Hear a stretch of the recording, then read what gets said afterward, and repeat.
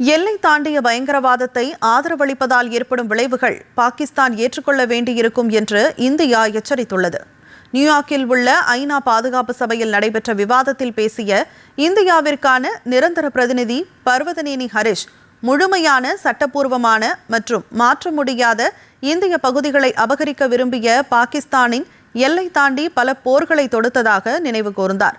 எல்லை தாண்டிய பயங்கரவாதத்திற்கு தொடர்ந்து ஆதரவளிப்பதன் மூலம் இறையாண்மை, பிராந்திய ஒருமைப்பாடு மற்றும் அமைதியான சகவாழ்வு ஆகிய கொள்கைகளை பாகிஸ்தான் மீறியுள்ளதாகவும் அவர் குற்றம் சாட்டினார்.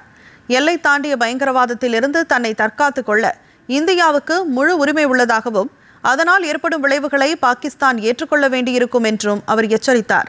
பயங்கரவாதம், மத தீவிரவாதம், வன்முறை அடிப்படைவாதம் மற்றும் இந்தியாவிற்கு எதிரான பேச்சுக்கள் உள்ளிட்ட பாகிஸ்தான் நடவடிக்கைகள் தடையின்றி தொடர்வதாகவும் பாகிஸ்தானின் அனைத்து வகையான பயங்கரவாத ஆதரவை சர்வதேச சமூகம் முடிவுக்கு கொண்டுவர வேண்டும் என்றும் அவர் வலியுறுத்தினார்.